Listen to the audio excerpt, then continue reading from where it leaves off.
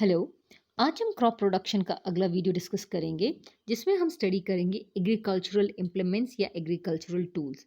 तो जैसे कि हम जानते हैं कि खेत में काम करने के लिए हमें कुछ टूल्स की ज़रूरत पड़ती है। इनमें से सबसे पहला टूल है प्लो। प्लो की ज़रूरत पड़ती है हमें सॉइल की प्लोइंग करने के लिए या टिलिंग करने के लिए। इससे हम फर्टिलाइज़र भी ऐड कर सकते हैं।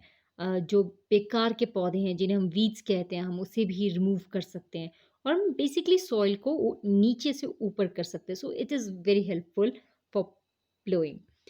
प्लो में एक ट्रायंगुलर आयरन स्ट्रिप होता है जिसे हम प्लो शेयर कहते हैं। ये लोहे का बना होता है।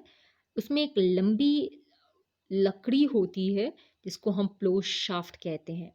प्लो शाफ्ट के एक साइड पे हैंडल होता है और दूसरी तरफ एक और लकड़ी होती है जिसे बीम कहा जाता है, जो बैलों की गर्दन में लगता है और इसे हल खींचने के लिए इस्तेमाल किया जाता है। तो हम दैट इज कॉल्ड प्लो। अगर आप इस पिक्चर को देखेंगे, if you look at this picture, तो आपको यहाँ पे प्लो नज़र आएगा। दिस इज़ अ प्लो।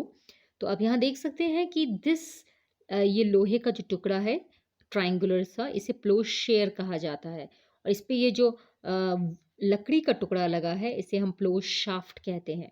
इस प्लो शाफ्ट के एक एंड पे यहाँ पर ऊपर की तरफ एक और लकड़ी का टुकड़ा होता है जिसे हम बीम कहते हैं और ये बीम बैलों की गर्दन पे लगाया जाता है। आप अगर यहाँ पिक्चर में देखेंगे तो यहाँ पर भी you can see a ploughshare, a plough shaft and a beam. ये इसे इसे खेत में हल चलाने में इस्तेमाल किया जाता है, प्लोइंग की जाती है जिससे काफ़ी हेल्प मिलती है। जो अगला हमारा एग्रीकल्चरल टूल हम स्टडी करेंगे दैट इज़ कॉल्ड अ हो। हो में एक बहुत आयरन का या लकड़ी का एक लंबा सा रॉड होता है और लोहे की बनी हुई एक स्ट्रॉन्ग और चौड़ी प्लेट होती है जो ब्लेड की तरह इस्तेमाल की जाती है।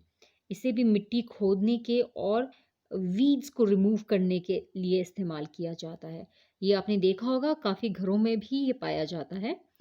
This is an example of a हो। आप देख सकते हैं यहाँ पर एक काफ़ी बड़ा ब्रॉड लोहे का टुकड़ा है और इसकी जो डंडी है वो लकड़ी की भी बनी हो सकती है या लोहे की भी बनी हो सकती है।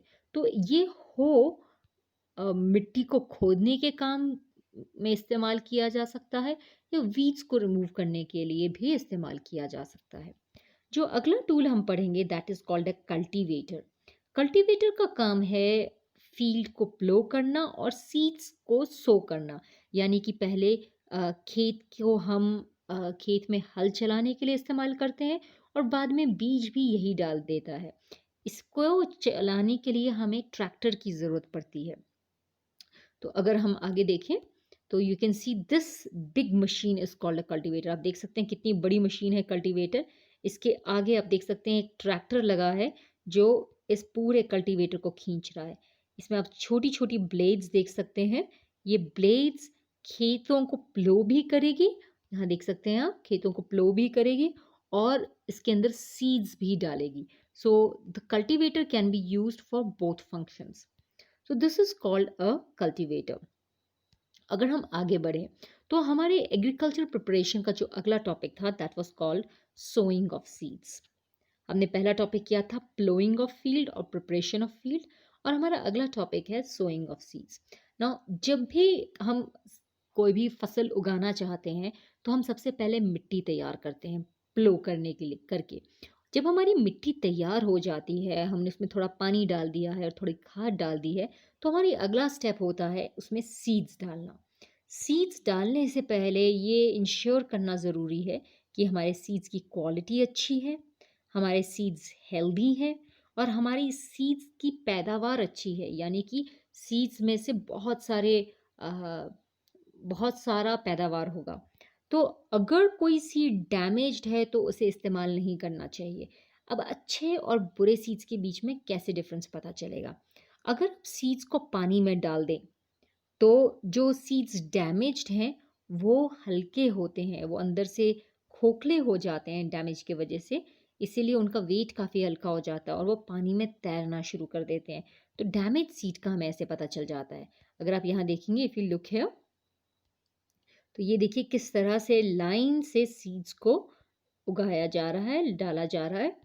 और अगर आप यहाँ देखें तो यहाँ पर आप देख सकते हैं एक ग्लास में किस तरह से सीड्स डाले गए हैं। जो सीड्स डैमेज्ड हैं, the seeds that are damaged, वो ऊपर हैं ग्लास में, वो तैर रहे हैं क्योंकि अंदर से वो खोखले हो चुके हैं। और जो सीड्स अच्छे हैं वो नीचे बैठ चुके हैं। ये एक टेस्ट होता है, वाटर टेस्ट, ये पता लगाने के लिए कि सीड डैमेज्ड हैं या अच्छे हैं। इस पिक्चर पे भी देखिए अनहेल्दी ग्रेन्स ऊपर की तरफ तैर रहे हैं और जो हेल्दी ग्रेन्स हैं वो नीचे की तरफ सेटल हो गए हैं। और सीड्स हमारी अच्छी क्वालिटी का भी होना चाहिए, like this looks like a good quality seed and this looks like a damaged seed. तो सीड की क्वालिटी देखने के बाद अब सीड्स को मिट्टी में कैसे डाला जाए, इसके लिए हमारे पास दो टूल्स होते हैं। जो हमारा पहला टूल है that is called a funnel. Funnel में पाइप्स होती हैं जिसके एंड बहुत शार्प होते हैं, जो सीड्स को सॉइल में डाल देता है। अगर हम यहाँ देखें, if you look here, then this is a very common example of a funnel. आप देख सकते हैं, ये देखिए एक वी शेप का स्ट्रक्चर है जिसमें सीड्स डाले जा रहे हैं और एक लंबी सी पाइप है जो मिट्टी में इन सीड्स को ट्रांसफर कर रही है। This kind of structure is called a funnel. ये देखिए, और अगर आप फनल देखेंगे तो ये भी गांव में बनाया हुआ एक पुराना फनल है। ये देखिए इस तरह का एक कॉनिकल स्ट्रक्चर है जिसमें यहाँ से सीड्स डाले जाएंगे और ये नीचे से तीखा होता है तो ये मिट्टी के अंदर सीड्स डाल देगा। This structure is called a funnel. उसके अलावा उसके अलावा सीड्स को अंदर डालने के लिए हमारे पास एक और मशीन होती है जिसको हम कहते हैं सीड ड्रिल। ये देखिए सीड ड्रिल।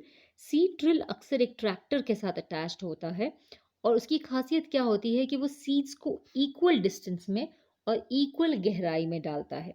ये क्यों किया जाता है? ताकि सीड्स को गहराई में डालने से ये होता है कि सीड्स के बीच में कंपटीशन नहीं होता, ओवरक्राउडिंग नहीं होती और सारे के सारे सीड्स को इक्वल पानी, हवा, सनलाइट और एयर मिल जाती है। So that is very important. इसके अलावा सीड ड्रिल सीड्स के ऊपर मिट्टी भी डाल देता है ताकि चिड़िया उन्हें खा ना सके, बर्ड से उन्हें हम प्रोटेक्ट कर सके।